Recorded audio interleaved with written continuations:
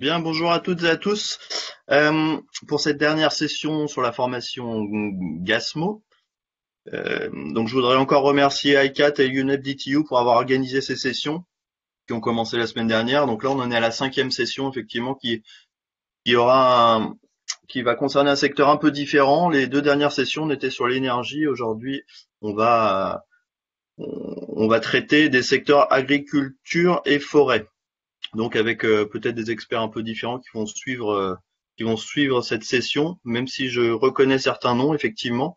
Donc quelques rappels, les sessions sont enregistrées, elles seront disponibles par la suite sur la chaîne de iCat.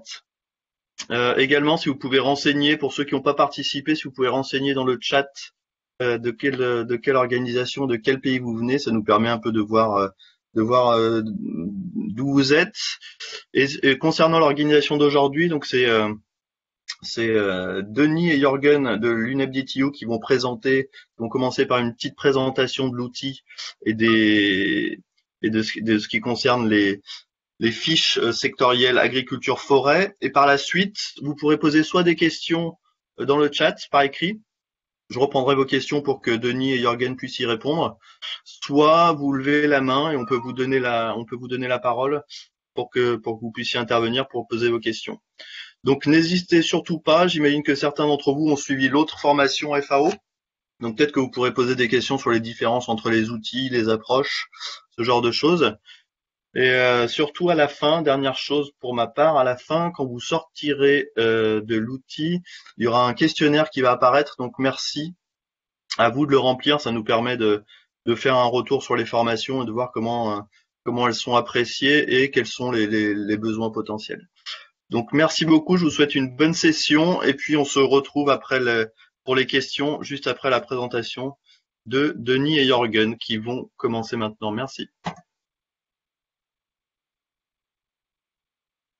Merci Julien. Denis et Jürgen ici. Donc bonjour à tous et bonjour aux participants. Nous tenons de nouveau à remercier GIZ, FATPA et ICAT, le secrétariat ICAT, pour l'opportunité pour ces webinaires, donc, vu que c'est le dernier. Donc comme il a été mentionné par Julien, le webinaire d'aujourd'hui va se focaliser sur les secteurs agriculture et foresterie en relation avec l'outil Gasmo. Et donc, nous remercions bien entendu les participants et experts AFOLU présents aujourd'hui pour leur participation. La façon dont cette session aujourd'hui va se dérouler est la suivante. Donc, nous allons commencer par une petite, pas très longue présentation en revenant sur les aspects du modèle Gasmo liés au secteur AFOLU. Donc, je vais vous expliquer brièvement, en tant qu'expert AFOLU, quels sont les aspects à prendre en compte dans le modèle Gasmo et les aspects dont vous, experts AFOLU, devriez, on va dire, être en charge en relation avec la mise en œuvre d'un modèle, d'un outil Gasmo. Je vous donnerai également quelques exemples concrets liés à des options d'atténuation spécifiques, donc une pour l'agriculture et une pour la foresterie.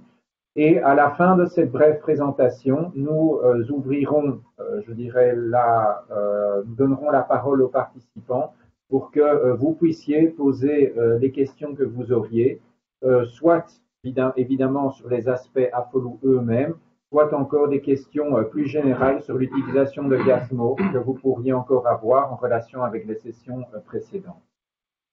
Alors pour commencer, je vais partager mon écran. J'espère que vous pouvez voir mon écran maintenant. Non, pas encore. Ça arrive. Parfait, merci. OK.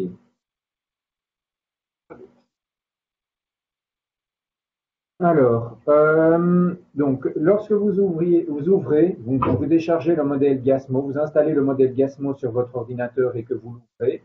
Donc, si vous vous souvenez, comme nous l'avons vu dans les sessions précédentes, il y a tout d'abord quelques feuilles dans lesquelles un utilisateur doit introduire des données de base, des données qui sont nécessaires au fonctionnement du modèle Gasmo. Alors, juste pour vous rappeler que généralement, l'outil Gasmo n'est rarement utilisé par un utilisateur, on va dire, unique. Généralement, si vous souhaitez construire des scénarios dans, par exemple, le cadre du développement d'une CDN, c'est généralement un groupe d'experts nationaux qui travaillent ensemble pour apporter les différentes données nécessaires et construire donc l'outil Gasmo et les scénarios nationaux. Alors je mentionne ça parce que très souvent ces équipes sont, on va dire, coordonnées ou dirigées, soit par exemple par un coordinateur national qui est peut-être par exemple le coordinateur en charge du développement de votre CDN ou du coordinateur en charge de votre communication nationale, ou très souvent, s'il s'agit d'un expert sectoriel, l'expert, je dirais, qui gère, donc qui coordonne le travail, est très souvent un expert de l'énergie. Parce que simplement, la raison est simplement que le secteur de l'énergie est généralement le secteur le plus lourd à introduire dans l'outil Gasmo. Donc vous, en tant que secteur AFOLU, vous allez évidemment jouer un rôle clé, mais principalement en apportant donc les données nécessaires aux considérations AFOLU dans le modèle Gasmo.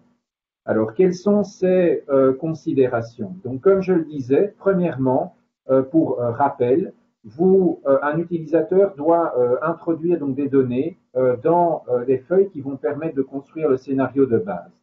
Alors, la première, comme nous l'avons vu dans les sessions précédentes, était la feuille hypothèse, dans laquelle, je dirais, donc des données de coûts liées au combustible fossile sont introduites. Normalement, en tant que secteur AFOLU ou expert AFOLU, dans cette feuille, je dirais, entre guillemets, vous n'avez rien à introduire vous-même.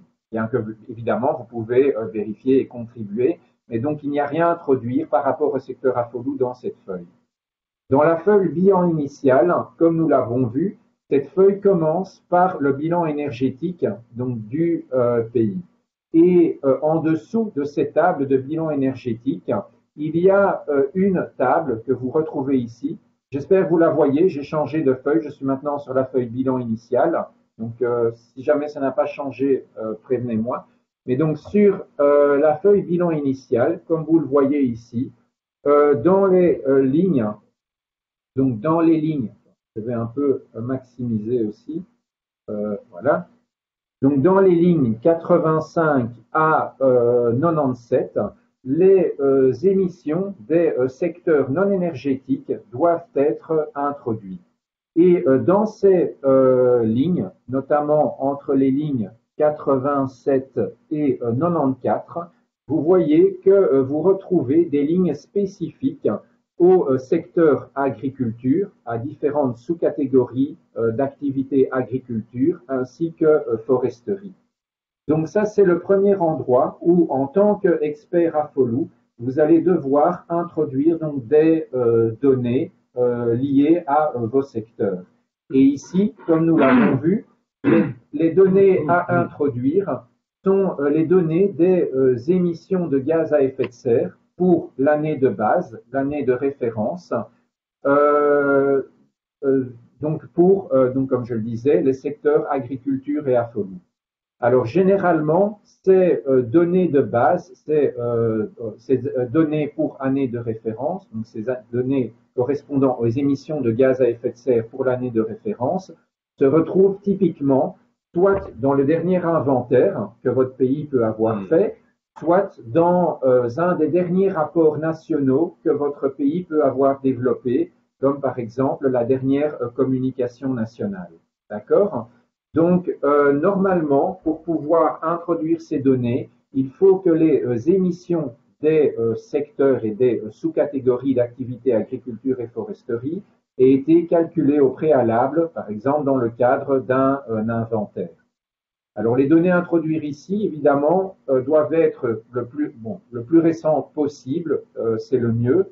Maintenant, certains pays n'ont réalisé qu'une première communication nationale qui date peut-être d'il y a déjà plusieurs années, par exemple de 2005, Si jamais ce sont les seules données dont vous disposez pour votre pays, mais vous mettez ces données ici. Okay. Ça, c'est le premier aspect AFOLU à prendre en compte. Le deuxième aspect, comme nous l'avons vu, est dans la feuille croissance. Vous allez devoir introduire, en tant qu'expert AFOLU, ou en tout cas donner votre avis, sur dans la feuille croissance, au niveau des lignes 34 à 38, votre avis sur une estimation de la croissance annuelle des émissions liées au secteur agriculture et foresterie et aux sous-catégories d'activités mentionnées ici pour les différentes périodes, donc 2018, qui était dans notre exemple l'année de référence si vous vous souvenez, 2020, ensuite 2025, 25, 30, 30, 50. Donc ça, c'est le deuxième endroit donc, où vous, en tant qu'expert AFOLU, vous allez devoir contribuer en apportant on va dire, votre avis sur ces facteurs de croissance. Okay. Donc, je ne rentre pas dans le détail ici, puisque nous avons vu déjà à quoi correspondent ces facteurs de croissance dans les sessions précédentes. Donc, ceux-ci sont les deux endroits principaux, bilan initial et croissance, dans lesquels, donc, comme je le mentionnais, vous allez devoir introduire des données pour le secteur AFOLU qui permettront alors au modèle GASMO de construire la ligne de base. Une fois que cela a été fait, il va falloir alors aborder donc, le scénario, la construction du scénario d'atténuation. Et pour faire cela, comme nous l'avons vu également lors des séminaires précédents, l'utilisateur ou le groupe d'utilisateurs va devoir venir introduire des données dans les feuilles principales 20, 25, 30 et 50. D'accord? Alors ici, à titre d'exemple, pour cette session, je vais prendre la feuille principale 30, mais comme nous l'avons vu, donc l'approche à réaliser est exactement la même dans les feuilles 20, 25, 30 et 50. Alors, qu'est-ce que vous allez devoir faire en tant que secteur AFOLU dans ces feuilles principales, appelées principales, donc ici principale 30. Alors, en tant que secteur AFOLU, vous allez devoir considérer la liste des options d'atténuation présentes dans cette feuille pour, premièrement, évidemment, le secteur agriculture, que j'indique ici à l'écran maintenant, et ensuite également pour le secteur foresterie, donc ici également à l'écran. D'accord? Alors, pour ces deux groupes, pour ces deux secteurs, agriculture et foresterie, vous voyez que le modèle GASMO inclut déjà une série d'options d'atténuation. Vous voyez qu'ici, pour la foresterie, il y a 5 options. Pour l'agriculture, il y a 3, 6, 7 options d'atténuation. Alors, qu'est-ce que vous allez devoir faire en tant qu'expert AFOLU? Eh bien, vous allez devoir réviser, donc voir l'ensemble de ces options d'atténuation et choisir les options d'atténuation qui sont pertinentes dans votre contexte national. Alors, si les options d'atténuation ne sont pas pertinentes dans votre contexte national, par exemple, si nous prenons l'option traitement du tabac, vous êtes dans un pays, peut-être ou sans doute, où vous ne produisez pas de tabac. Donc, dans ce cas, vous négligez cette option d'atténuation et vous donc laissez la case correspondante ici dans la colonne H vide. Okay. Par contre, si une option d'atténuation est pertinente dans votre contexte national, et on peut prendre par exemple l'option d'atténuation culture du riz, donc réduction du CH4 dans les cultures de riz, vous allez devoir introduire un chiffre ici dans la colonne H. Alors, comment ce chiffre est-il choisi? Eh bien, donc, ce que vous allez devoir faire, c'est estimer ou déterminer en tant qu'expert, soit sur base de rapports nationaux, de stratégies nationales, cela peut être par exemple la stratégie liée au ministère de l'Agriculture, cela peut être aussi sur base de références faites pour cette option d'atténuation, peut-être dans le contexte déjà de votre CDN, donc peut-être que votre CDN fait déjà référence à cette option d'atténuation. Donc vous allez devoir déterminer le nombre, la quantité d'hectares d'ici 2030 sur lesquels s'appliqueront l'option d'atténuation réduction du méthane des cultures de riz. Alors, on va dire que dans notre exemple, donc vous êtes dans un pays où il est prévu que d'ici 2030, l'option d'atténuation réduction du méthane des cultures de riz s'appliquera sur 100 000 hectares. Eh bien, ce que vous allez devoir faire, c'est normalement, au lieu d'écrire ici le chiffre 100 000, vous allez écrire le chiffre 100. Et pourquoi? Parce que si vous vous souvenez, lors des sessions précédentes, nous avons vu que le chiffre à introduire dans la colonne H doit prendre en compte l'unité définie ici dans la colonne D. Alors, l'unité définie ici dans la colonne D, qui montre en fait la façon dont Gasmo calcule les réductions des émissions, également les coûts liés à cette option. Vous voyez que pour cette option, l'unité est de 1000 hectares. Alors, comme nous avions dit qu'en 2030, nous aurions 100 000 hectares, je dirais, sur lesquels s'appliquerait cette option, vous écrivez alors dans la colonne H le chiffre 100, puisque 100 fois 1000 hectares correspondront à 100 000 hectares, sur lesquels s'appliqueront cette option d'atténuation.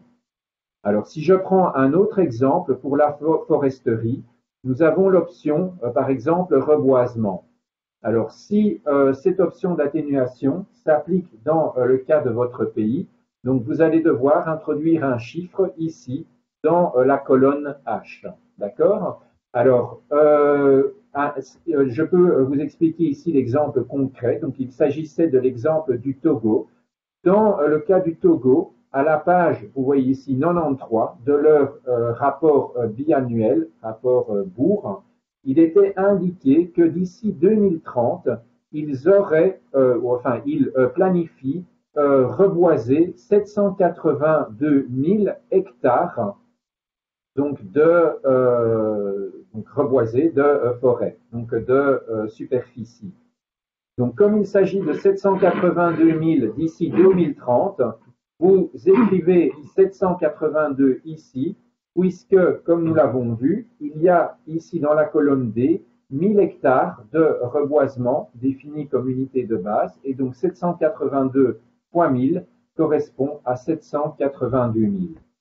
Et je dirais cette approche, donc cette réflexion, vous l'appliquez à l'ensemble des options d'atténuation pertinentes dans votre contexte national. D'accord? Alors, maintenant, brièvement, donc vous faites ça évidemment pour l'ensemble des options, et vous voyez que chaque fois que vous introduisez un chiffre dans cette colonne H, vous allez, donc Gasmo va réaliser certains calculs. Alors, je vais expliquer maintenant, pour terminer cette présentation, et rappeler brièvement quels sont les résultats que vous donne Gasmo en relation avec ces chiffres introduits. OK? Alors, si vous voyez, donc par exemple, je vais retirer le chiffre ici, vous voyez que donc si la case est vide, donc il y a tous les chiffres ici sont à 0. Si j'introduis 100 pour 100 000 hectares ici, dans la colonne H, donc 100 000 hectares d'ici 2030, vous voyez que Gasmo réalise automatiquement certains calculs. Alors, ces calculs correspondent à des résultats qui sont donnés à l'utilisateur, et les résultats sont les suivants. Dans la colonne I, vous allez retrouver la quantité de réduction d'émissions de gaz à effet de serre obtenue en 2030 et obtenue grâce à la mise en œuvre de l'option d'atténuation spécifique, ici donc réduction du méthane, enfin du CH4 des cultures de riz, appliquée sur 100 000 hectares. Vous voyez que cette option d'atténuation sur 100 000 hectares permettrait de réduire les émissions de 256,62 kilotonnes CO2 équivalent par an. D'accord? Donc ça, c'est le premier résultat. Dans la deuxième colonne, le modèle Gasmo vous donne l'accumulation des réductions des options d'atténuation de façon cumulative. Donc, si vous avez, par exemple, dans votre pays, il s'agit ici d'options du secteur de l'énergie. Donc, vous voyez que des chiffres avaient été introduits ici. Vous voyez que dans la colonne J, Gasmo donc fait la somme successive donc des 256 kilotonnes CO2, donc plus ou moins 257 ici, additionné aux 30 donc, tonnes, 29,98 kilotonnes de CO2 de l'option suivante. Donc Gasmo fait la somme des, on va dire, des réductions des émissions obtenues à travers les différentes options d'atténuation successives. Et cette somme est réalisée de haut en bas, de façon à ce que quand vous arrivez à la fin de votre colonne J, vous obtenez la somme, la réduction totale des émissions de gaz à effet de serre obtenues à travers la mise en œuvre de l'ensemble des options d'atténuation qui auront été sélectionnées dans l'outil, dans la colonne B. Et vous voyez donc ici, par exemple, nous avons ici donc une option agriculture, des options liées au secteur de l'énergie dans notre exemple. Nous avons des options liées à la foresterie, des options liées à la production d'énergie avec des sources d'énergie renouvelables, donc d'autres options ici ci-dessous. Et bien vous voyez que la totalité des réductions des émissions de gaz à effet de serre obtenues en 2030 à travers toutes ces options indiquées dans cette colonne permettrait de réduire donc les réductions des émissions de gaz à effet de serre de 15 989 kilotonnes de CO2 équivalent par an. Alors enfin, dans la colonne K, vous voyez le même résultat, mais exprimé en pourcentage.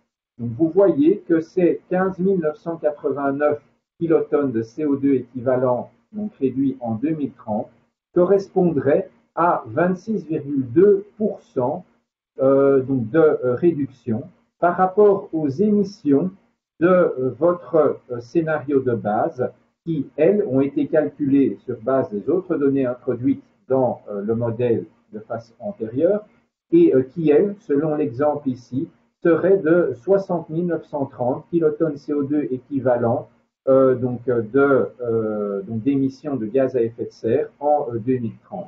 Donc vous voyez que la réduction de nos options d'atténuation permettrait une réduction de 26% par rapport à ces 60 930 kilotonnes CO2 équivalent par an.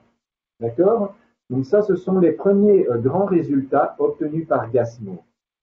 Dans la feuille croissance, vous retrouvez également, je le mentionne de nouveau rapidement, d'autres résultats importants puisque ce sont les résumés des résultats des réductions des émissions de gaz à effet de serre totaux, donc de l'ensemble de votre scénario total national, donc exprimés en chiffres, donc ce sont les résultats des calculs ici, donc dans cette table que vous voyez à l'écran, et ensuite ici, sous forme de graphique, vous voyez donc que vous avez les courbes donc correspondant à vos scénarios business as usual et scénarios d'atténuation.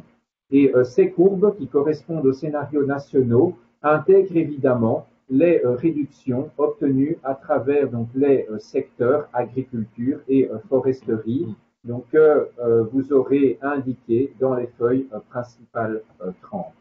D'accord? Enfin, pour terminer, je reviens à ma feuille principale 30. Gasmo vous donne également des indications sur les coûts donc, liés à la mise en œuvre des options d'atténuation. Alors, quels sont ces coûts, ces résultats liés aux coûts?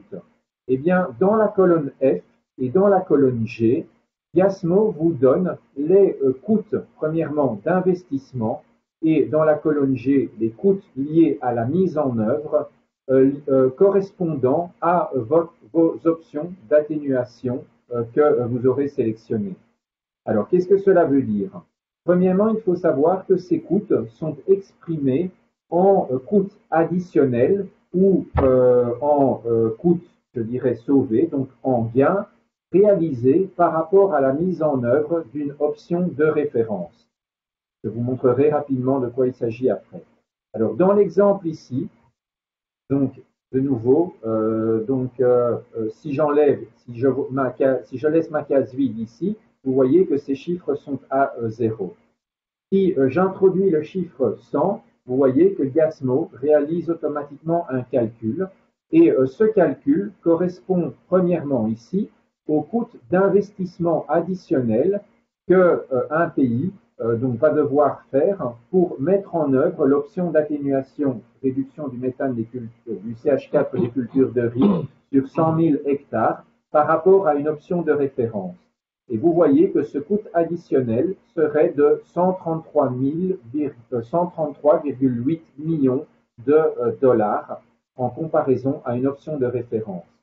En plus, vous voyez qu'ici, il y a un coût annuel également calculé qui est ici de nouveau 10 millions de dollars par an pour 100 000 hectares.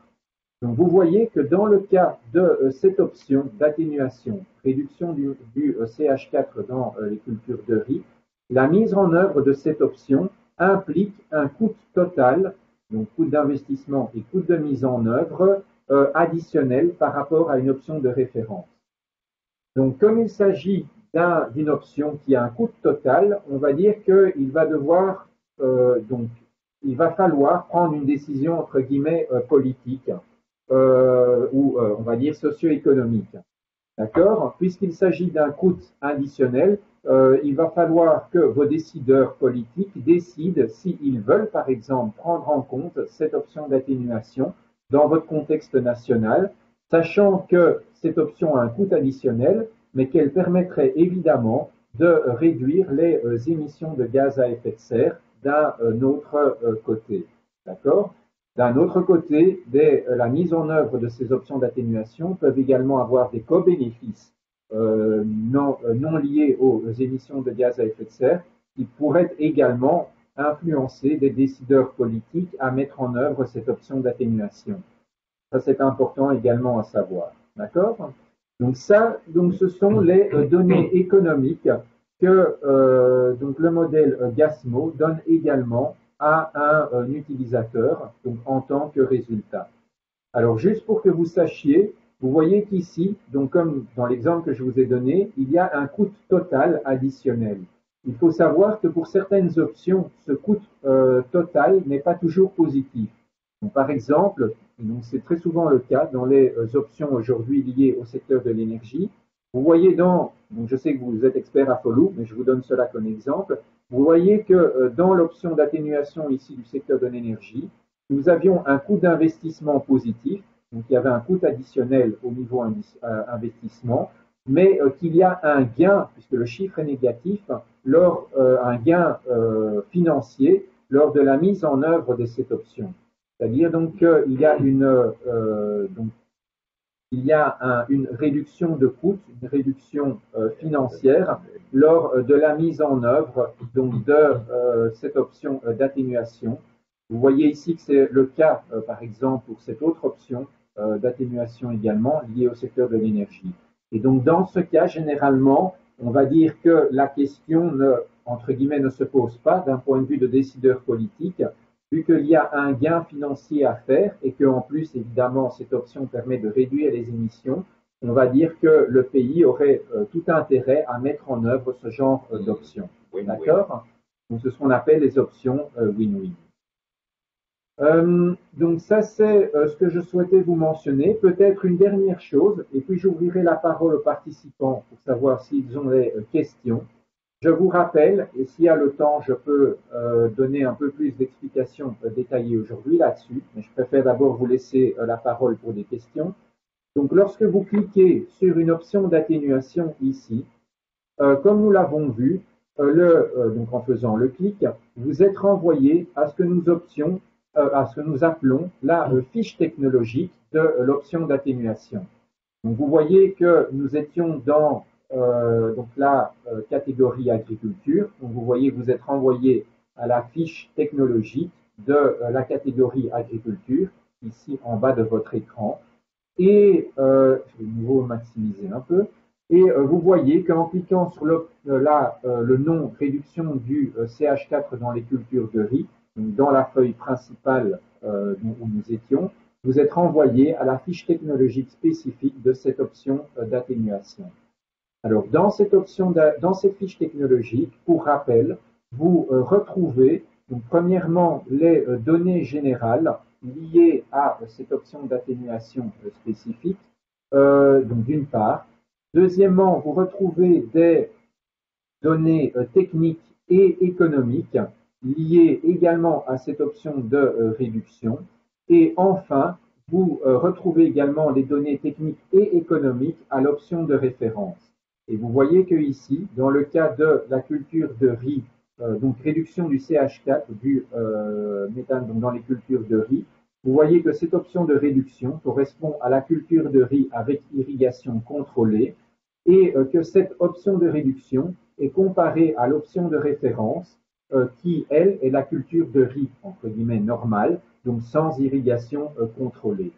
Et avec ces paramètres généraux, techniques et financiers de cette fiche technologique, Gasmo va réaliser donc automatiquement les calculs de réduction des émissions de gaz à effet de serre et les calculs de coûts financiers que je viens de vous présenter donc dans la feuille principale.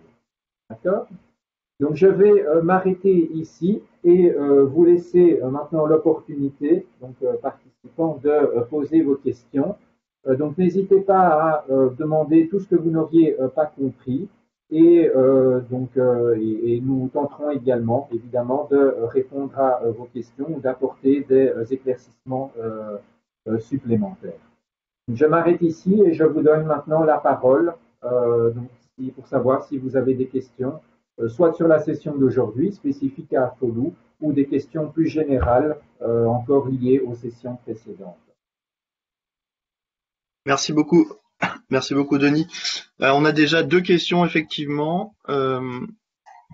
3 questions même, donc c'est bien.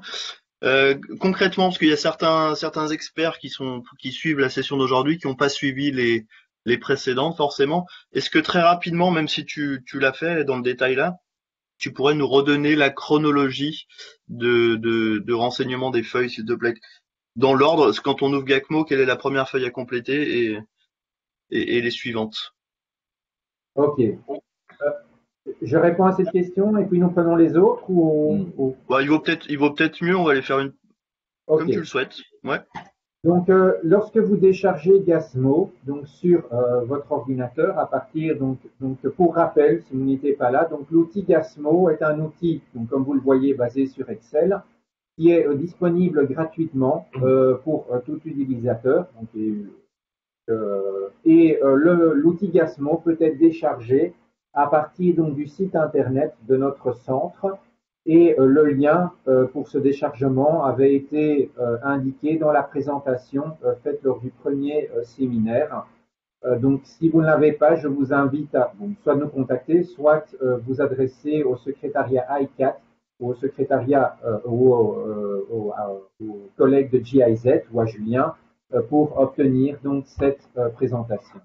Donc, lorsque vous installez l'outil Gasmo alors sur votre ordinateur, donc, que vous ouvrez l'outil Gasmo, donc vous avez premièrement ici une feuille instruction qui vous donne un bref aperçu des différentes étapes à suivre pour utiliser l'outil Gasmo.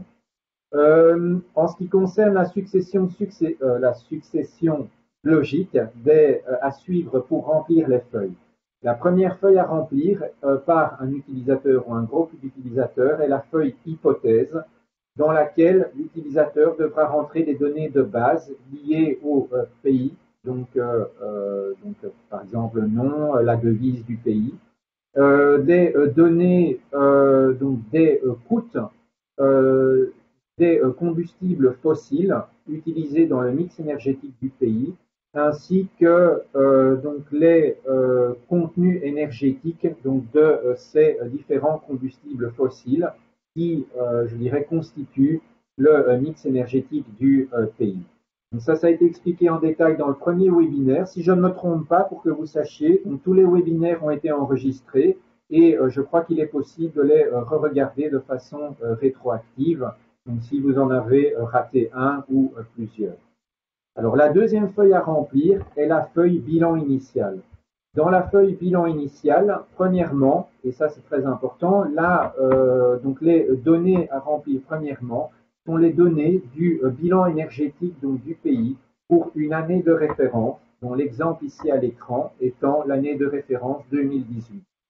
Alors, le bilan énergétique donc, correspond à la aux quantités des différents combustibles fossiles qui constituent le mix énergétique du pays.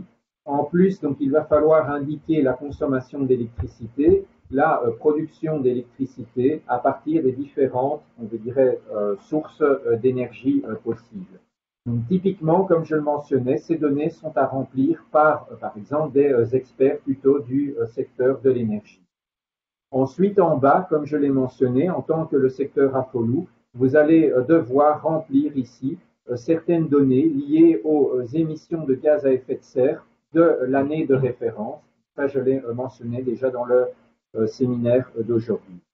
La troisième feuille à remplir est cette feuille-ci, est la feuille dans laquelle donc, des experts, notamment vous, experts AFOLU, vont devoir introduire ce qu'on appelle des facteurs de croissance pour les différentes catégories d'activités. Facteurs de croissance à indiquer pour les différentes périodes et sur base desquels Gasmo va réaliser les projections des émissions de gaz à effet de serre qui, elles, auront été calculées sur base du bilan initial. Donc, ces facteurs de croissance constituent également des données essentielles à introduire dans Gasmo par les différents experts. Donc, ceci est la troisième feuille à remplir. Et de nouveau, je vous invite à revoir les vidéos des séminaires précédents pour comprendre exactement comment estimer ces facteurs de croissance.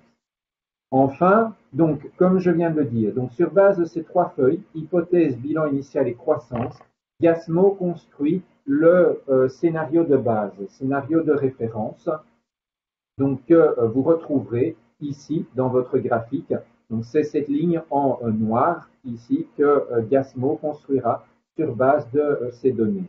Alors, il va falloir maintenant construire le scénario d'atténuation, donc la courbe du dessous. Et pour construire cette ligne, l'expert ou les experts, donc l'étape suivante, vont devoir aller aux feuilles appelées principales 20, 25, 30 et 50. Et pour chacune de ces feuilles, ils vont devoir réaliser donc ce que je viens d'expliquer en détail. Donc là, ils vont devoir considérer les différentes options d'atténuation disponibles dans l'outil Gasmo pour chacune des catégories ou des secteurs. Donc en tant pour vous, AFOLU, c'est catégorie agriculture et foresterie. Et sur les feuilles principales 20, 25, 30, 50, vous allez devoir introduire dans la colonne H donc le nombre d'unités des différentes options d'atténuation spécifiques qui seront mises en œuvre. D'accord? Donc ça, c'est ce que je viens d'expliquer en détail pour la feuille principale 30, mais vous devrez le faire pour les différentes feuilles principales 20, 25, 30 et 50. Donc si je reprends mon exemple, juste rapidement, vous vous souvenez, donc je vous ai donné l'exemple de 100 000 hectares de culture de riz sur lesquels s'appliquerait l'option d'atténuation réduction du méthane dans les cultures de riz en 2030. Donc si donc maintenant donc vous êtes nous sommes en 2021, donc normalement vous devriez déjà pouvoir introduire un chiffre réel ici. On va dire que votre pays a introduit par exemple à appliquer l'option d'atténuation sur 10 000 hectares, donc vous mettez 10 ici. Si en 2025, votre pays prévoit 50 000 hectares, vous mettrez 50 ici. 30, vous mettez 100 000 hectares comme nous l'avons vu. Et si en 50, l'objectif est d'atteindre 150 000, vous mettez 150 000 ici. Donc vous faites cela pour l'ensemble des options d'atténuation et pour les feuilles principales 20, 25, 30. Et une fois que cette colonne H a été remplie, comme je l'ai expliqué, Gasmo calcule automatiquement le scénario d'atténuation à travers les résultats que j'ai expliqués déjà au début de ce séminaire ici, dans la feuille 30. Donc, ce sont les chiffres que vous retrouvez ici en bas des colonnes J et K, et construit alors le scénario d'atténuation, donc la courbe que vous avez ici en pointillé dans le graphique. Donc, ceci est la suite logique, on va dire, à suivre, les principales étapes à suivre par un utilisateur pour, on va dire, construire la ligne de base et le scénario d'atténuation. Alors, il existe, donc juste pour mentionner également, des étapes supplémentaires que j'ai expliquées un peu plus en détail dans les autres séminaires.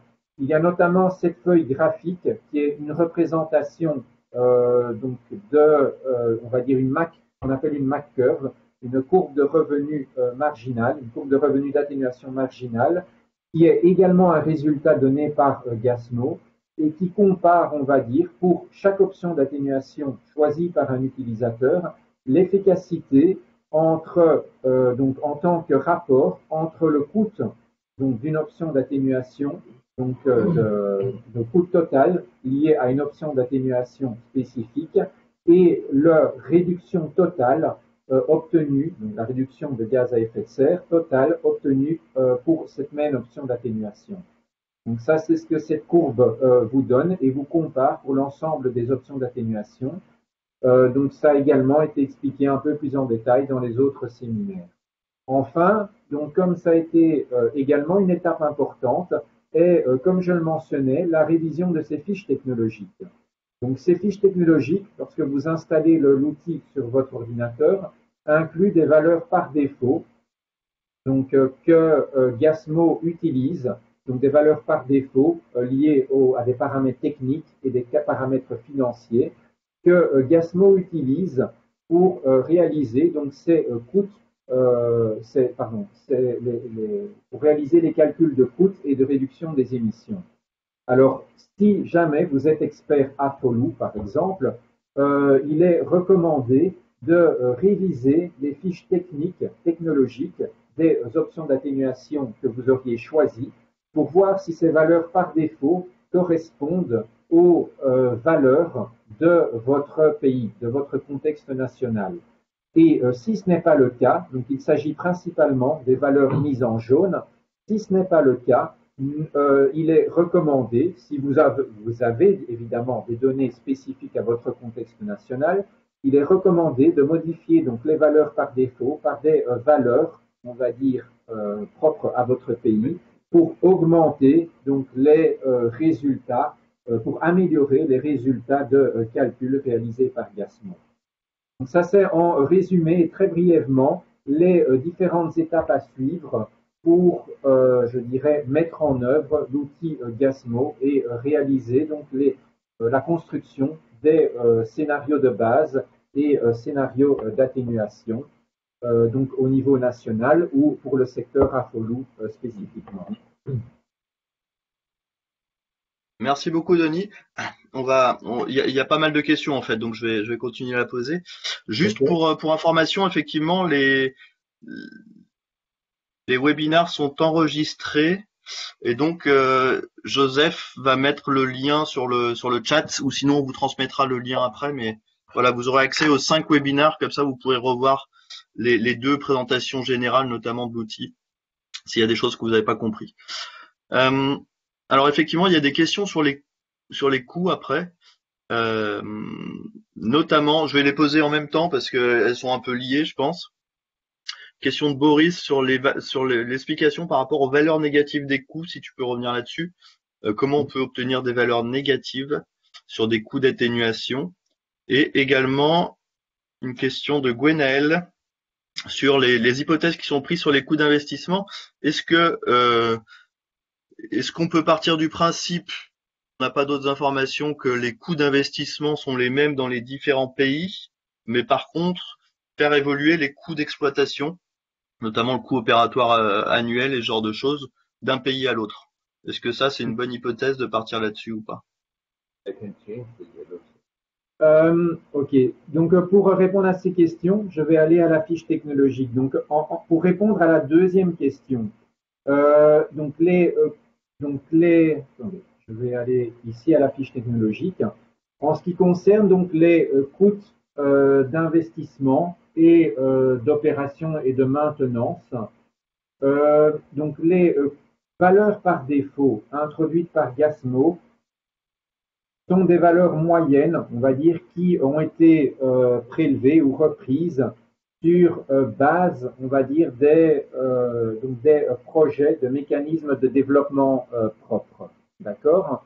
Donc généralement, ces valeurs par défaut sont des valeurs moyennes calculées sur base de ces projets. Alors maintenant, les coûts d'investissement et les coûts d'opération et de maintenance, en général, varient donc d'un pays à l'autre. Donc, si vous avez des données spécifiques nationales, il est recommandé d'ajuster donc ces coûts euh, ces coûts par rapport à votre contexte national. Alors, juste pour que vous sachiez, les coûts, attendez, je prends un exemple, je vais essayer de vous donner. Donc, par exemple, en ce qui concerne l'option reboisement, donc foresterie, donc les coûts d'investissement sont calculés donc en tant que coût ici de reboisement donc en dollars américains par hectare. Donc, si jamais dans votre pays, suite à votre contexte national, donc ce coût n'est différent, vous pouvez ajuster cette valeur. D'accord? Je dirais, cette option d'atténuation reboisement, vous voyez par exemple que le coût de mise en œuvre ici n'est considéré comme nul, on va dire. Donc généralement, après avoir réalisé l'opération de reboisement initiale, généralement donc les coûts d'opération et de maintenance sont nuls pour ces options. Maintenant, il peut arriver, et donc je vais revenir alors ici également à la première question, il peut arriver que, donc évidemment, les coûts d'opération et de maintenance ne soient pas nuls pour une option d'atténuation. Alors pour cela, donc juste pour comprendre, pour que ce soit plus facile pour vous à comprendre, je vais prendre un exemple classique donc du secteur de l'énergie. Alors, donc en ce qui concerne donc cette option que vous voyez maintenant à l'écran, qui est PV photovoltaïque solaire, donc qui sont les centrales de production d'électricité avec photovoltaïque solaire. Vous voyez donc qu'il y a un coût d'investissement qui correspond au matériel technologique. D'accord? Donc ce coût d'investissement, donc très souvent, par exemple, varie donc d'un pays à l'autre. Donc ça, c'est donc une valeur typique qui varie d'un pays à l'autre pour ce cas spécifique. Vous voyez également qu'il y a un coût d'opération et maintenance, puisque généralement, ce type de technologie possède une petite unité d'opération qui, de nouveau, a un coût technologique, mais a également un coût de salaire lié aux gens qui gèrent cette centrale. Alors, typiquement, dans des projets de référence, il est considéré que ce coût d'opération de maintenance équivaut à 1% de l'investissement. Mais de nouveau, ce coût d'opération et maintenance peut varier donc d'un pays à l'autre. Donc, pour répondre à la deuxième question, donc il est généralement important de considérer spécifiquement cela dans votre contexte national. Alors maintenant, ce qui concerne la première question, comment peut-on avoir des coûts négatifs? Alors pour cela, et généralement c'est facile à comprendre, en prenant, je vais prendre l'option éclairage LED. Alors, l'éclairage LED, donc c'est je prends cet exemple. Je sais que vous êtes du secteur Afolou, mais c'est un exemple facile à comprendre. L'option éclairage LED correspond au remplacement d'une ampoule donc incandescente, donc qui utilise, on va dire, consomme beaucoup d'électricité par rapport à une ampoule LED donc qui consomme moins d'électricité. Alors, il faut savoir aujourd'hui que, premièrement, donc, vous pourriez avoir un coût d'investissement négatif. Alors, s'il y a un coût d'investissement négatif, cela veut dire en fait que l'option d'atténuation, la technologie d'atténuation, donc dans ce cas-ci ampoule LED, aurait un coût inférieur à l'achat à l'option de référence, donc à l'ampoule d'incandescence. D'accord? Donc ça, c'est la première possibilité pour avoir un coût négatif qui correspond. Donc quand on parle de coût négatif, on parle de gain, d'accord? Donc c'est si votre ampoule LED coûte 5 dollars et que votre ampoule incandescente coûte 7 dollars, d'accord? En achetant votre ampoule LED, vous auriez un gain de 2 dollars, c'est-à-dire un coût négatif de moins 2 dollars, d'accord? Donc ça, c'est la première possibilité. La deuxième possibilité, qui est généralement la plus courante, c'est que vous ayez un coût d'investissement positif, donc que votre option d'atténuation soit plus chère que votre option de référence. Donc cela, généralement, se passe encore dans beaucoup des cas. Par contre, lorsque vous mettez en œuvre votre option d'atténuation, c'est-à-dire ici, lorsque vous utilisez votre ampoule, lorsque vous allumez la lumière, votre ampoule LED consomme moins d'électricité. C'est-à-dire qu'au cours d'une année, donc chez vous à la maison, vous aurez utilisé à la fin de l'année moins d'électricité. Et donc votre facture d'électricité aura diminué par rapport à la facture d'électricité que vous auriez eue en utilisant une ampoule incandescente. Et donc à la fin de l'année, vous aurez un coût, on va dire, de mise en œuvre, d'utilisation, qui sera négatif, puisque vous auriez une facture moindre, vous aurez réalisé un gain lors donc, de la mise en œuvre de cette technologie. Et ce coût, donc ce gain, correspond de nouveau à un coût négatif, donc un gain positif, lors de la mise en œuvre. D'accord? Et c'est ce que vous retrouvez ici, dans l'exemple que j'avais donné.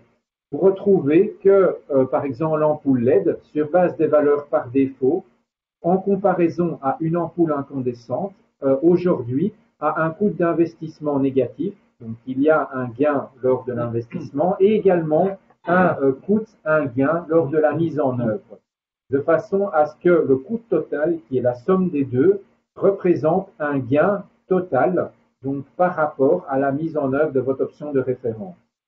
Alors ici, juste pour que vous sachiez, d'autres exemples, et puis je m'arrête ici, vous voyez que pour le poêle à bois efficace, donc il y a un coût d'investissement positif, c'est-à-dire que le poêle à bois efficace, par rapport au poêle à bois non efficace normal, coûte plus cher, donc il y a un coût d'investissement positif. Par contre, la mise en œuvre permet un gain, un coût négatif.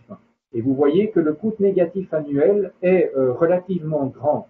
C'est-à-dire qu'au total, le coût d'investissement est en fait compensé par le gain réalisé lors de la mise en œuvre de cette option. Donc, tout ceci sont des aspects à prendre en compte par exemple, pour convaincre des décideurs politiques à mettre en œuvre une option d'atténuation. Donc, un décideur politique peut vous dire « Ah non, moi je ne veux pas parce que ça coûte cher à l'investissement ». Alors maintenant, vous pourriez lui dire ouais, « Ça coûte cher à l'investissement, mais lors de la mise en œuvre, il y a en fait un gain tel que c'est quand même intéressant de la mettre en œuvre. » D'accord?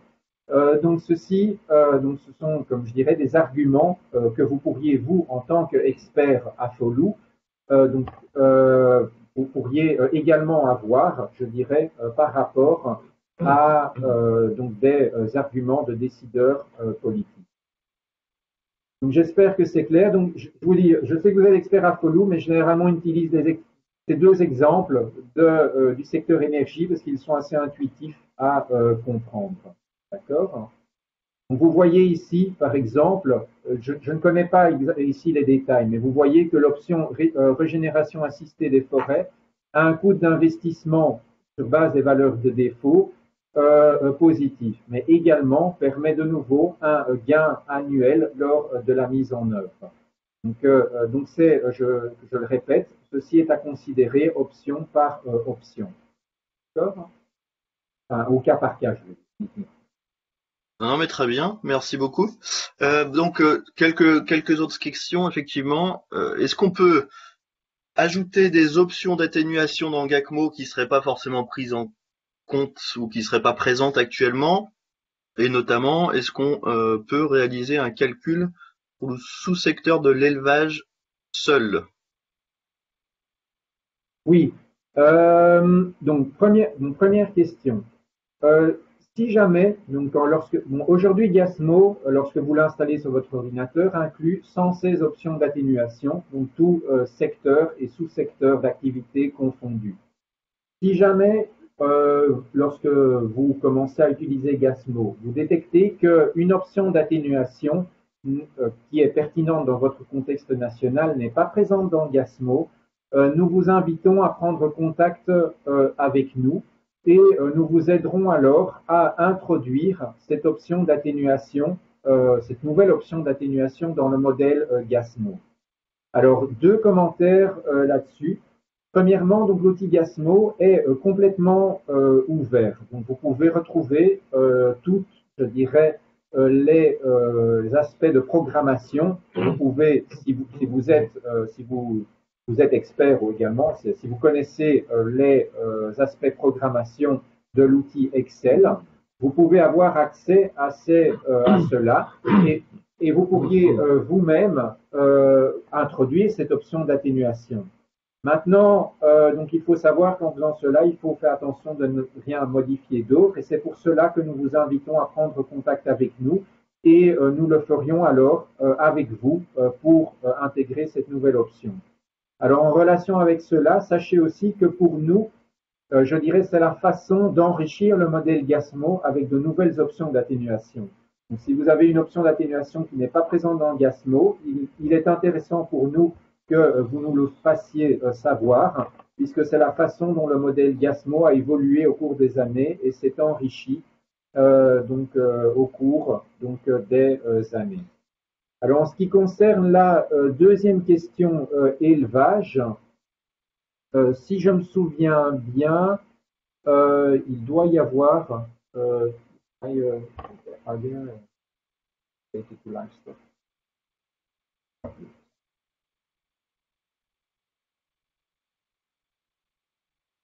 Okay. Donc aujourd'hui dans le modèle Gasmo, il y a quelques options, pas énormément, d'atténuation donc liées au secteur de l'élevage. Donc notamment, donc ici par exemple, donc ici vous en avez une. Donc et ici, donc c'est supplémentation en matière grasse dans l'alimentation des ruminants. Donc c'est une façon de réduire donc les émissions de gaz à effet de serre donc produits par les ruminants. Donc c'est en ajoutant des matières grasses dans l'alimentation. Donc il y a quelques options d'atténuation liées à l'élevage aujourd'hui dans Gasmo. Donc comme j'en viens de le dire, hein, si vous en avez d'autres qui ne sont pas présentes, nous vous invitons évidemment à nous contacter. Alors Gasmo, la façon dont je l'ai expliqué, comme vous le voyez, est très souvent utilisée pour construire un scénario national des émissions de gaz à effet de serre. Et donc pour cela, chaque expert des différents secteurs remplit le modèle avec les données correspondant à son secteur. Maintenant, si vous êtes expert agriculture, par exemple, et que vous ne souhaitez, par curiosité, faire un modèle ou un scénario uniquement pour le secteur agriculture, vous pouvez parfaitement le faire. Donc, dans ce cas-là, dans la feuille bilan initial, vous ne rempliriez que, vous laisseriez toutes les cellules ici liées au secteur de l'énergie et aux autres secteurs ici vides. D'accord? Vous ne rempliriez que les lignes liées à l'agriculture. La même chose ici dans croissance, vous rempliriez uniquement les lignes agriculture. Et dans les feuilles principales 20, 25, 30, 50, vous ne rempliriez également que la colonne H pour les options d'atténuation, on va dire, pertinentes pour vous, votre pays, pour le secteur agriculture. Et alors, donc, ce qui se passerait, c'est que premièrement, donc évidemment, à la fin de cette colonne, j'espère que vous voyez encore, je suis sur la feuille principale 30, à la fin de la colonne HIJK, vous n'auriez alors, donc si vous avez rempli que les options d'atténuation agriculture, vous auriez des résultats uniquement pour l'agriculture. Donc ici, dans cette ligne 120, vous auriez évidemment alors uniquement des émissions de lignes de base correspondant à votre secteur agriculture. Donc ce chiffre ici ne serait plus de 60 000, mais serait beaucoup plus bas, puisqu'il n'y aurait que des émissions de votre secteur agriculture. Et enfin, dans la feuille croissance, vous auriez alors également des courbes dessinées uniquement pour votre secteur agriculture, tant pour le scénario de base que pour le scénario d'atténuation. D'accord? Donc, il est parfaitement possible de construire des courbes uniquement pour un secteur ou un sous-secteur. Il est évidemment très important de savoir ce que vous remplissez dans Gasmo, de façon à comprendre évidemment à quoi correspondent vos résultats. Okay. J'espère que j'ai répondu aux deux questions comme ça. On peut le faire aussi pour une région dans un pays ou pour plusieurs pays. Oui, donc ça c'est aussi. Donc généralement, donc comme nous venons d'expliquer, tout ce que nous avons expliqué, c'est par rapport à une considération nationale. Maintenant, si jamais vous souhaitez faire cela, donc pour tous les secteurs ou un secteur spécifique, mais dans une région spécifique, de votre pays, donc au niveau subnational, vous pouvez parfaitement le faire également. Donc il y a, donc par exemple, dans certains grands pays, notamment en Amérique latine, certains pays ont utilisé le modèle GASMO pour analyser, on va dire, l'impact des options d'atténuation au niveau, par exemple, d'une région ou même au niveau d'une ville. D'accord? Vous devriez alors, bien entendu, collecter donc les données des différents secteurs, secteur énergie et AFOLU, par rapport évidemment à la région considérée. D'accord? Donc il faut évidemment disposer des données nécessaires au niveau subnational pour réaliser cela. Parfait, merci beaucoup. Alors il y a Boris qui nous dit que le fichier GACMO téléchargé ne donne accès qu'aux options d'atténuation RED, déforestation évitée, et que les autres actions ne sont pas accessibles quand on clique dessus. Alors je sais pas si c'est j'ai pas retesté là, donc je ne sais pas si c'est un problème spécifique ou pas, mais. Dans la foresterie? Je ne sais pas. Ouais, dans la foresterie. Okay. Attendez, en effet, il pourrait peut-être y avoir un bug. Ça arrive souvent quand on modifie. Attendez, je reviens à principal. Donc reboisement, en effet, il y a un bug. Ok. Donc c'est gentil de le mentionner. Donc il s'agit d'un bug. Ça nous arrive de temps en temps. Donc nous allons. Donc non. Donc c'était pour la foresterie. Donc reboisement. Non. Donc dans la feuille 2030, apparemment les liens fonctionnent. Donc ça peut être un problème de lien dans les autres feuilles 20, 25, 35 ans. Mais non, il s'agit d'un bug. Jürgen va regarder ça, j'imagine, immédiatement, et nous allons le corriger. Très bien, merci beaucoup. De toute façon, on peut avoir accès directement aux fiches en allant dessus. Oui, tout à fait. Donc si jamais le lien ne fonctionne, donc par exemple, régénération assistée des forêts, le lien malheureusement ne fonctionne pas ici, mais vous pouvez aller vous-même, donc c'est moins pratique, je le reconnais, mais donc vous pouvez aller vous-même à la catégorie. Vous voyez ici, vous êtes dans foresterie, vous allez à la fiche foresterie et vous retrouvez ici évidemment les fiches directement que vous pouvez modifier. Donc c'est entre guillemets juste, c'est pas une suite, mais enfin c'est juste le lien qui apparemment n'est pas fonctionnel. Mais donc je vous dis, nous allons le corriger. Et de la même façon, si jamais vous utilisez l'outil Gasmo, si jamais vous détectez une erreur ou un bug, donc nous vous invitons également évidemment à nous prévenir. Bon, ça arrive de temps en temps malheureusement, donc nous n'y échappons pas. Mais donc nous vous invitons à nous prévenir et généralement alors Jürgen corrige ça immédiatement. Surtout maintenant que vous avez deux versions en anglais et en français, il faut faire les deux en parallèle. Effectivement. Je reviens juste sur une question également sur la courbe de revenu marginal qui avait également suscité des questions lors des dernières sessions. Donc la question c'est est-ce que la courbe de revenu marginal sert à comparer différentes options, effectivement. Oui, donc la courbe de revenu marginal donc, est une représentation graphique, donc c'est un résultat de l'outil Gasmo qui donne un aperçu rapide, graphique, de, on va dire, l'efficacité de réduction des options d'atténuation, de chaque réduction des options d'atténuation par rapport aux autres, en fonction de leur coût. D'accord? Donc, si je prends ici, donc rapidement, vous voyez que cette courbe est construite avec, sur, on va dire, l'axe des X, donc l'axe horizontal, donc là, donc une quantité correspondant à la réduction des gaz, des émissions de gaz à effet de serre, exprimée en kilotonnes CO2 équivalent. L'axe des Y, l'axe vertical, est lui le coût total donc des options de réduction exprimées en coût, donc en dollars américains, par rapport à une tonne de CO2 équivalent. Alors, qu'est-ce que cela veut dire? Cela veut dire que plus on va dire un, donc vous voyez ici, nous avons dans l'exemple l'option d'atténuation hydroélectricité, d'accord? Vous voyez qu'ici le carré est très très grand. Alors plus le carré, on va dire, est allongé dans ce sens, plus l'option d'atténuation permet de réduire des émissions. Et plus le carré est élevé, on va dire, plus ici donc le revenu, donc le bénéfice donc réalisé par cette option pour réduire une tonne de CO2 est grand.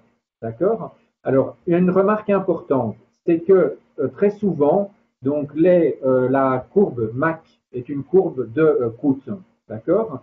Alors ici, nous parlons de courbe de revenu qui est exactement la même chose qu'une MAC curve, mais une courbe inversée. C'est-à-dire donc que toutes les options d'atténuation qui sont au-dessus de votre axe des X sont des options d'atténuation qui vont permettre de réaliser un gain total par rapport à la mise en œuvre de l'option de référence. Okay? C'est-à-dire que les options d'atténuation qui sont ici au-dessus de l'axe des X sont ce qu'on appelle des options win-win. Des options qui permettent évidemment de réduire les émissions de gaz à effet de serre tout en faisant un gain financier total, donc combiné investissement et mise en œuvre. Okay?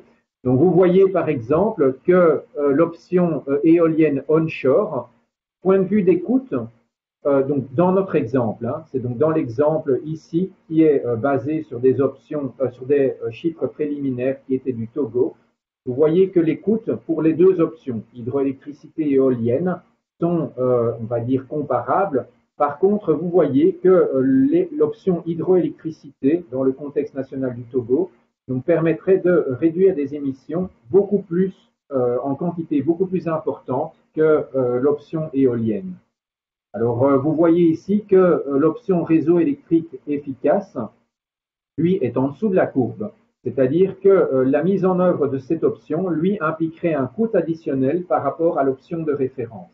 Et donc, c'est la façon dont cette courbe de revenu d'atténuation marginale peut vous donner des indications rapides sur les différentes options d'atténuation que vous auriez sélectionnées.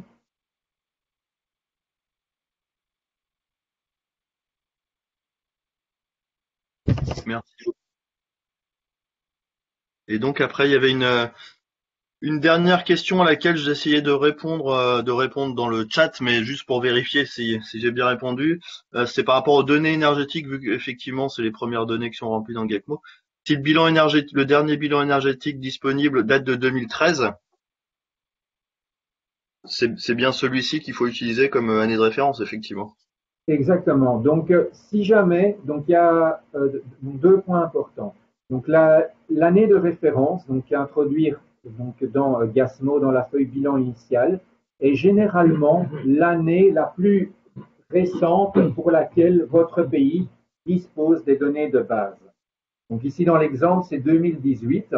Si jamais dans votre pays vous avez des données pour 2012, seulement, ou 2013, donc vous introduiriez, par exemple, généralement, donc quand vous commencez dans hypothèse, dans l'année hypothèse, vous avez année de référence. Donc si c'est 2013, vous mettez 2013 ici, et vous voyez alors donc que dans la feuille bilan initial, donc les données à introduire sont celles de 2013. D'accord? Alors donc ça, comme il a été dit, donc généralement c'est l'année pour laquelle vous avez, je dirais, les données les plus récentes disponibles. Alors il y a une chose importante, un détail important, c'est que il faut néanmoins prendre en compte le contexte dans lequel vous réalisez votre utilisation de l'outil Gasmo.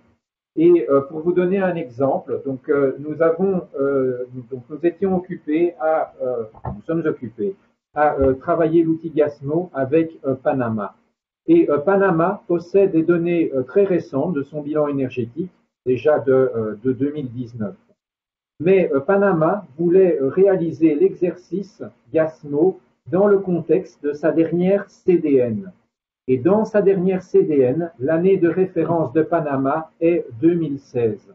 Et donc Panama a choisi de réaliser, donc d'appliquer l'outil Gasmo par rapport à un bilan initial, non pas de 2019, même qu'il disposait des données déjà pour 2019, mais a choisi d'introduire les données de 2016 pour que les courbes dessinées par Gasmo correspondent à l'année de référence utilisée dans sa CDN. D'accord? Donc, c'est important quand vous utilisez Gasmo de réfléchir je dirais, à l'objectif donc, que vous voulez obtenir. Dans quel contexte vous utilisez Gasmo?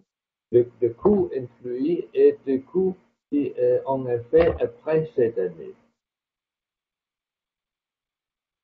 Il inclut tout le coût qui en effet après cette année. C'est indiqué. Ah, et donc, oui, et donc, je dirais tout ce qui est coût et calcul, donc sont calculés par rapport, donc évidemment, à cette année de référence. D'accord? Donc ici, si c'est 2013, c'est à partir de 2013. Donc vous verrez d'ailleurs, donc en changeant 2013, dans votre feuille croissance, la première catégorie des facteurs de croissance à estimer sera entre 2013 et 2020, et non plus 2018 et 2020. D'accord? Comme c'était dans l'exemple initial.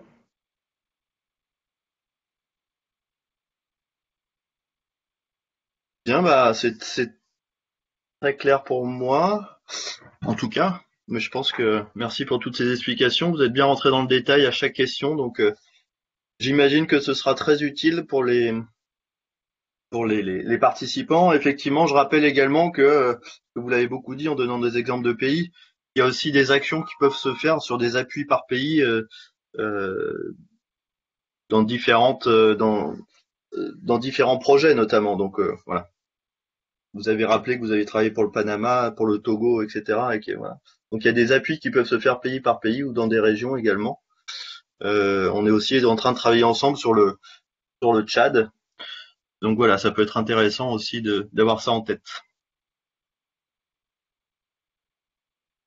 Donc je crois qu'on en a fini, il n'y a plus de nouvelles questions. Donc pour ma part, je vous remercie vraiment pour ces 5 sessions dans lesquelles on est bien rentré en détail. Vous pouvez repartir effectivement de la première si vous avez des questions ou si vous vous reposez des questions sur l'organisation de l'outil. Il y a Joseph qui a mis le lien dans le chat, donc vous pouvez retrouver ces 5 sessions effectivement qui ont été enregistrées. Donc pour ma part, on se revoit avec la plupart d'entre vous à l'atelier du cluster francophone mardi, mercredi et jeudi prochain, avec des sous-sessions sectorielles le mercredi et puis des sessions plénières le mardi et le jeudi. Donc on suivra la suite des discussions dans le cadre et des échanges dans le cadre de l'atelier. Donc merci, je vous laisse le mot de la fin, bien sûr, pour finaliser ces 5 sessions. Et je ne sais pas si le secrétariat d'ICAT qui est présent veut également s'exprimer pour finaliser les sessions, mais merci encore en tout cas. Donc de notre côté, donc au nom de Jürgen et moi, donc nous souhaitons de nouveau remercier tous les participants d'aujourd'hui et leurs collègues pour le temps investi et les questions et les interactions réalisées au cours de ces 5 webinaires. Nous espérons que donc cela aura été utile pour vous donner une idée déjà de ce que Gasmo peut faire et comment il peut être utilisé. Donc, si jamais vous décidez de vous lancer dans l'utilisation de Gasmo, donc, si vous avez des questions spécifiques, comme on l'a mentionné, n'hésitez pas à nous contacter, y compris, comme ça a été dit aujourd'hui, si vous détectez des erreurs ou des informations, des options manquantes. Finalement, donc, nous tenons de nouveau à remercier le secrétariat d'ICAT, qui joie être présent avec nous aujourd'hui, et GIZ, donc le PATPA, pour l'opportunité qui nous a été donnée.